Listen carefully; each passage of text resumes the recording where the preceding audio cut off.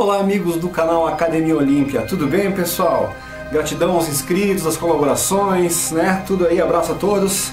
Gente, alguém me pediu aí de novo informações sobre essa super obra do autor Duarte Miguel.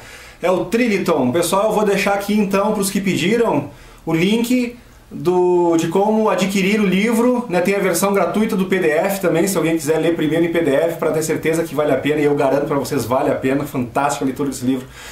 Então pessoal, quem pediu, eu vou deixar na descrição deste vídeo aqui os links de como conseguir o Trilliton, tá? Então dado o super recado aqui, gente, vamos embora. Eu fui procurar um vídeo porque como a gente está sempre, né, renovando o número de inscritos e pessoas novas vão entrando, a gente não sabe que nível de conhecimento sobre o assunto ufológico cada um que vem tem, né? É evidente e normal que sejam níveis diferentes de conhecimento.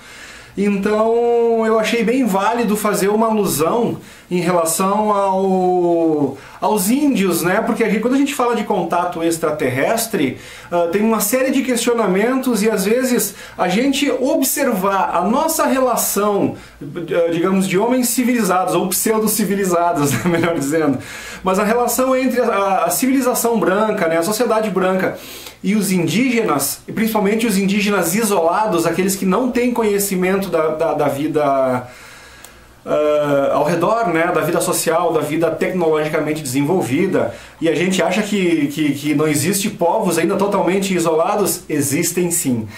E então é justamente esses casos que nos permitem tu ter uma visão sobre, né, as interpretações de como é que rola esse contato, quais são as dificuldades desse contato, quais são os interesses que envolvem esses contatos, né, entre os brancos civilizados, ou de novo pseudo-civilizados, e essas civilizações indígenas que elas são totalmente isoladas, né?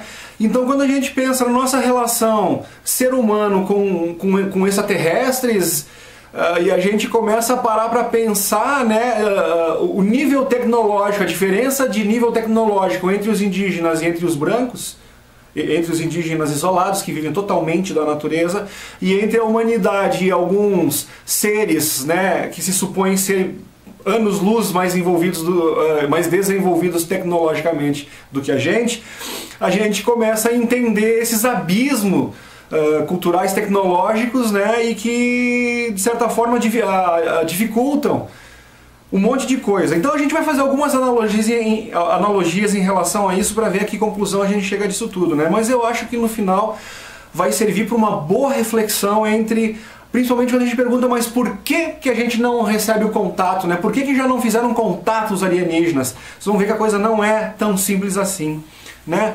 Pessoal, tem um documentário chamado Piripicura, que eu aconselho, né? E vocês podem assistir pela internet. Piripicura, cara, maravilhoso. Eu fui procurar uma história que eu ouvi um tempo atrás que ia servir muito bem para essa analogia que eu pretendo fazer hoje, e acabei encontrando outra história que envolve justamente os índios Piripicura. Então é a história dos índios Paqui e Tamandua. Parece que lá em 1989, um cara chamado Jair Kandor, que ele é um expedicionista, ele é um agente da FUNAI, que ele faz expedições para ter contato com os índios no intuito de ajudá-los, né? Nesse caso a gente percebe pelo que é registrado ali que o intuito desse cara, desse ser humano, é nobre, é louvável, é altruísta, e a gente vê que ele quer realmente o bem daqueles cidadãos lá, e a gente compreende muito bem as atitudes dele e vê quanta sabedoria tem nesse senhor. Já sou fã dele, eu adoraria muito passar algumas horas conversando com esse cara, porque, nossa, eu acho que eu ia aprender demais sobre as raças indígenas, né? Enfim. Então, gente, nessa expedição, ele vai lá há vários anos atrás aí, e ele descobre esses índios Piripicura, né? E houve um massacre nessa aldeia deles. Por quê? Porque ao redor do reduto, que já era reduzido, né, da área dos índios ali, houve uma invasão de garimpeiros, poceiros, grileiros, fazendeiros, coisa e tal. Tomaram tudo em volta e sobrou um pequeno pedaço para os índios. E o que tu acha que aconteceu isso aí? Não dá ossa, dá confronto, né? Quem que tinha maior tecnologia? Os invasores, eles tinham espingarda, tinham armas que os índios não tinham. Os índios usavam flecha, né, contra espingarda, pólvora, projétil. A briga é meio disparelha, né? É uma covardia só. Tanto que a Índia, ela conta momentos dramáticos, assim, onde disse, o homem branco chegou e o índio ele tem aquele cesto que ele carrega, que ele faz nas costas, é tipo uma mochila, e ele bota o índiozinho atrás. E essa índia relata que o branco chega matando as índias que saem correndo com um fininho nas costas, e eles não poupam, cara, sabe? É dizimar, então essa é a tragédia humana, né? E isso já vai servir na alusão que nós vamos fazer mais tarde entre como são essas relações, né? E os interesses em invadir ou se apropriar de determinado local. Então, gente, esse Jair Kandor, é louvável tudo que ele faz. E nessa conversa que ele tem com essa senhora que relata tudo, que parece que eles deram o nome de Rita para essa índia, e aí essa índia já convive com o Jair lá há bastante tempo, aprendeu o português, e do jeito dela lá ela conta, né, as coisas como é que é. Então é um documentário fantástico, piripicura, assistam lá, é emocionante, e enfim, tá? Então esse Jair Kandor, quando eu contei essa história pra minha esposa, a gente começou a dizer, pô, mas como é que é e tal? A Mari chegou a questionar assim, mas o que esse Jair Kandor foi fazer lá? Porque quando ele achou os índios, ele pediu pro pessoal, vocês têm que vir aqui fazer um exame médico nesses índios e tal. E o interesse deles era, o medo dele, né, o interesse dele era verificar o estado de saúde desses índios. Aí a gente levantou uma questão, né, eu e minha esposa comentando sobre isso. Pô, mas o índio vive saudável lá, coisa e tal, né, se é o branco que leva a doença, por que esse cara, esse Jair Kandor, foi chamar médico para examinar os índios, coisa e tal? Vamos pensar um pouco, né, pessoal, o quão sábio é esse homem. Os índios estão ali, e se a gente for pensar que eles estivessem no seu território intacto, com a sua natureza intacta, perfeito, é lógico que eles têm todos os meios de se manter e sobreviver, e tanto que é que ele diz, os caras são ninjas em sobrevivência para eles ter sobrevivido naquele reduto que ficou naquele pequeno pedaço que sobrou para eles ali, e com as agressões todas que tiveram em volta, né? Então, se o índio está no seu habitat natural, nas condições normais e naturais, não tem problema, a natureza supre tudo para eles não precisam de nada do homem branco. O problema desses dois índios é a forma mais fácil de nós entender. Os dois índios naquele pequeno pedaço que sobrou, rodeado de criador de gado, de fazendeiro, de minerador, né? Então assim, minerador polui, a gente sabe, né? Mercúrio para separar ouro na água, né? A agropecuária, a gente sabe também vai poluir, porque eles jogam veneno nas plantações, é milho para dar pro gado, é não sei o que, além de reduzir o território. Então quando tu vê, o índio ele tá mais ou menos isolado, em tese porque a mata é densa, né? E o território que eles ficam ali permite um certo isolamento daqueles dois índios ali, né? Que é o Paqui e o Tamandua. Então esses dois índios, o problema é que os córregos que atravessam, né, a questão da malha fluvial de água ali, coisa e tal, é lógico, se eles estão rodeados de gente poluindo e jogando veneno e agrotóxico, coisa e tal, é muito natural que isso adentre a mata onde eles estão e que eles acabem se contaminando com esse tipo de coisa. Então quando o Jair Kandor encontra esses dois índios, eu já vou falar como isso acontece, e encontra esses dois índios e pede esse exame médico, é totalmente compreensível dentro da ótica dele, que existe a possibilidade desses índios estarem contaminados. Por uma sorte do destino, por uma proteção, acho, da grande força da natureza mesmo, e esses índios tiveram muita sorte e conseguiram não ser contaminados pelas agressões humanas, digamos assim, da sociedade civilizada, ou pseudo-civilizada, né? Então, gente, aqui, esse Jair Kandor, ele ficou sabendo desses dois índios, do Paqui e do Tamandua, justamente por causa dessa Rita, que ela começa a dizer, ficou um irmão meu e ficou um sobrinho. E realmente, só que não são um pai e filho, eles são tio e sobrinho, o Paqui e o Tamandua. Se eu não me engano, o Tamandua é o mais velho, ele é o tio, e o Paqui é o menino. E daí então, esse Jair, ele contou que quando ele soube da existência e que tinha sobrado esses dois índios lá no meio, ele começou a procurar esses dois índios. Depois de muito tempo ele conseguiu fazer o contato com esses dois índios, e um deles, o Paqui, parece que o menorzinho era um molequinho ainda, era uma criança, né? E depois passaram-se mais 7 anos, se eu não me engano, e daí ele reencontra de novo esses dois índios, e isso foi lá em 1989. Então essa história desse tiozinho deve vir lá da década de 70, mais ou menos, né? Deste Jair Kandor. E, gente, então rola esse contato, esse Jair Kandor acaba encontrando o Paqui e o Tamandua, né? E daí eles rolam uma linguagem ali entre eles, e como eles tinham aquela linguagem original da tribo deles ainda, a comunicação foi realmente difícil, né? É relatado isso por ele. Enfim, aí são várias coisas, né? Então agora vamos entrar nas analogias que a gente quer fazer entre esses casos dos índios e como seria um possível contato de uma civilização com a gente. Quando tu pega, a primeira analogia que eu vou fazer aqui é a analogia da linguagem, de entender, às vezes os sinais, as coisas que tu faz não são bem compreendidas, né? Isso dificulta muito, tu não sabe muito bem qual que é o interesse ou qual que é a intenção de quem está ali te visitando ou está tendo contato contigo pela primeira vez. É lógico que tu vai ficar numa postura defensiva, ainda mais quando tu é um índio que viu toda a tua tribo ser dizimada por raças iguais a princípio, né, tom de pele, a maneira de se vestir, com aquele que está se apresentando ali. Então como fazer a distinção entre qual é bom e qual é mal? Né? Então aí a primeira analogia que é uma coisa bem complicada. Da mesma forma, como é que nós vamos saber quais são os ETs bons ou os maus, né? Então a gente poderia ver a coisa mais ou menos dessa forma.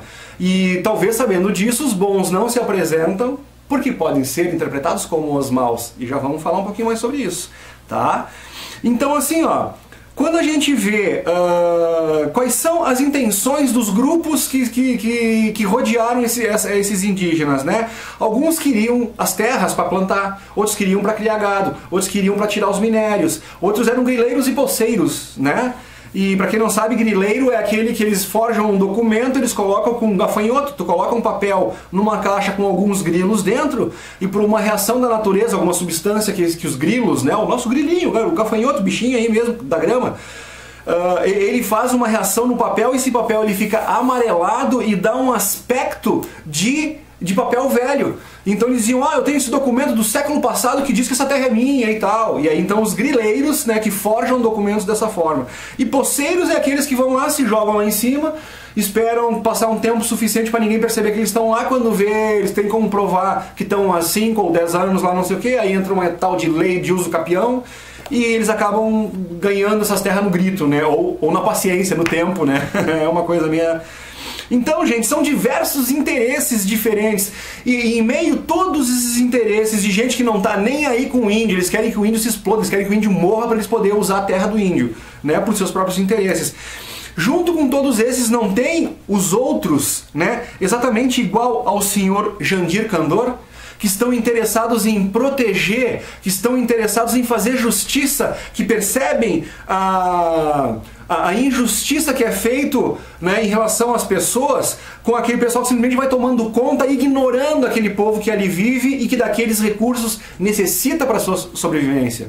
Entendeu? Então, da mesma forma, a gente vê que tem os ETs maus, tem os ETs que só querem pesquisar, tem os ETs que não estão nem aí, tem os ETs que precisam do minério, tem os ETs que precisam de não sei o que, e tem o grupo de ETs que quer ajudar aqueles que estão no meio de tudo isso e não tem como se defender de tudo isso, tal qual os índios não tem como se defender dos caras que entram lá com espingarda, com pólvora, com arma, uma tecnologia extremamente superior ao arco e flecha e a lança que os índios possuem. Então fica bem óbvio, né, gente? Então essas analogias, elas são bem interessantes. E para fechar com chave de ouro aqui, eu quero relatar um caso para vocês que deixa bem claro como que a gente chega a uma conclusão dessas, assim, o porquê que é tão plausível e a gente pode realmente aplicar essa analogia sociedade pseudo-civilizada e índios, né, e uma sociedade extraterrestre em relação à nossa sociedade humana, com o nosso grau tecnológico e até de conhecimento espiritual, a gente pode dizer que a gente tem, né? Houve uma ocasião, e esse era o programa que eu realmente procurei e acabei não encontrando, mas houve uma, e encontrei esse outro do Piripicura, mas eu acho que é o mesmo agente, gente. Eu acho que é um programa anterior desse mesmo Jair Kandor, posso estar enganado. Mas o fato é que um grupo desses expedicionistas de fazer contato e proteger os indígenas, né, eles encontram uma tribo e essa tribo eles fazem contato visual com eles do outro lado de um rio. Tem um rio que os separa.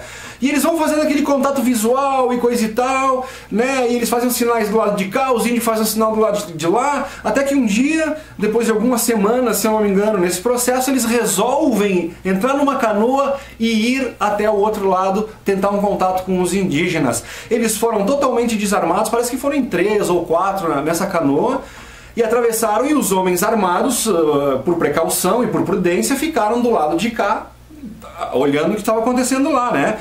Mas eles achavam que devido aos contatos visuais e coisa e tal, a troca de sinais seria uma coisa pacífica. Vejam bem o que aconteceu.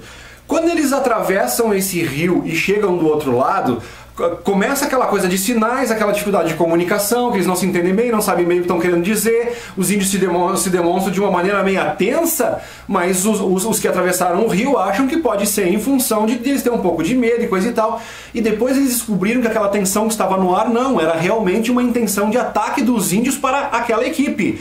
Tanto é que num determinado momento, um dos índios ataca um dos membros da equipe.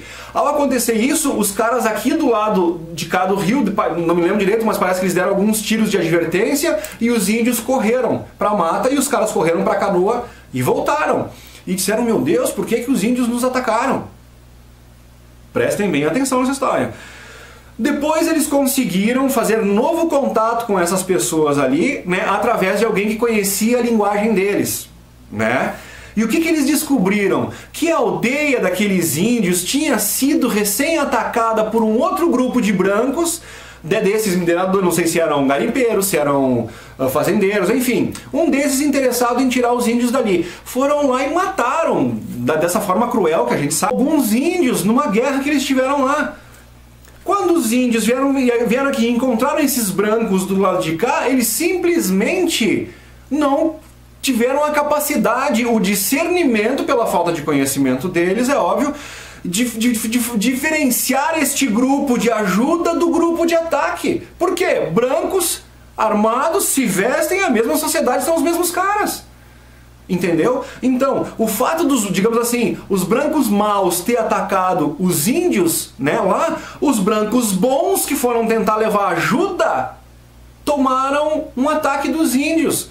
Porque os índios acharam que eles também eram os brancos maus. Como é que eles iam fazer a distinção se não existe o poder da comunicação? Então tu imagina, baixa ET aqui, faz atrocidade não sei o que, abduz um lá, arranca a cabeça de um gado ali, entendeu? Faz uma experiência terrível, não sei o que, aí como é, as pessoas, pô, eu fui lá na nave e eu vi as pessoas em estado criogênico, os ETs ET que se alimenta de carne humana, vem um relato do Chico Xavier, por exemplo, que eu acho que a gente tem que prestar muita atenção nisso, dizendo que o ser lá, que quando olha pra ele quase congela, né, dizendo que nunca viu uma frieza tão grande vinda de um ser quanto aquele contato que o Chico Xavier teve, que depois esse ser acaba abduzindo uma vaca lá no disco dele e os caras vão embora, né? Tava ali pra rolar gado. Abigeato alienígena. É mole? Fato. Fato, gente. Então, assim, ó, da mesma forma, a gente ouve essas histórias, colocam na nossa cabeça o Independence Day da vida. Tanto no 1 e no 2, os caras vêm de fora pra ferrar com a nossa vida. Eles vêm aqui pra, né? Como quem não estuda, né, quem não tem contato com isso, quem não vai a fundo, quem fica só aceitando essas mensagens subliminares hollywoodianas dos filmes, né, e dessa toda mídia que coloca em cima de ti, como é que tu vai diferenciar uma possível ajuda vindo de fora de alguém que quer nos escravizar?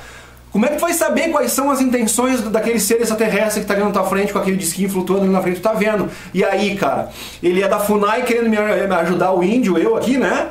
Ou ele é um grileiro, ou ele é um poceiro, ou ele é um minerador? É complicado. Então fica essa pergunta, gente. E daí a dificuldade e o cuidado que o ser bom tem que ter em fazer contato com a gente, porque ele sabe que ele pode ser mal interpretado, ele sabe que outros, né, de fora do nosso planeta também já se apresentaram de forma negativa e que eles correm o risco de serem vistos como esses negativos. Então é muito complicado tudo isso aí, exige muito cuidado da parte deles e o buraco é mais embaixo. Então para aqueles, não, se tivessem já teriam chegado e parari parará. olhem por esse outro aspecto, por esse novo paradigma, e vocês verão que a coisa realmente não é tão simples assim. Então a gente não sabe bem o que vai acontecer, como vai ser o contato, quem vai vir, quem não vai, se ele é bom, se ele é mau, a gente não sabe. Uma coisa eu posso garantir para vocês: os maus, os ruins, os bem mal intencionados já estão aqui há muito tempo. Então isso me leva a crer que seja quem for, quem está do lado de lá querendo vir entrar aqui, está querendo entrar para ajudar. Essa é a perspectiva que eu tenho, ok? Então fiquem com essa pulga atrás da orelha e beijo no coração, pessoal.